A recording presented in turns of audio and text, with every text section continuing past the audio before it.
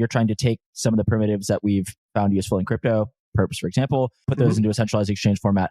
What is kind of the design and who do you target here? So like, are you, going after the futures markets, right? Like with Purpose, I mean, I think the assumption is yes, but like explain also, like sort of how you view this going forward, and maybe a little bit about the design of QFX in its current form. Yeah, so QFX has been designed with maximum fairness and maximum performance in mind. So those are like the two things we tried to optimize for. So by performance, what I mean is we want to be able to process like an institutional grade level of orders, which at institutional level speeds, right? Because those are the standards in TradFi. And if you want to have kind of institutions eventually trading on your platform after retail, you need to build your matching engine and your order book with those standards in mind. Otherwise, people won't use them. So what counts as good performance in DeFi can't necessarily hold up to CeFi. And we've done that to give the best possible experience to all traders on the exchange, both kind of retail, institutional, and market maker. And if you kind of keep everyone happy, right, like if the market makers are happy, they give tighter spreads, and ultimately retail get better execution, better order flow. Now,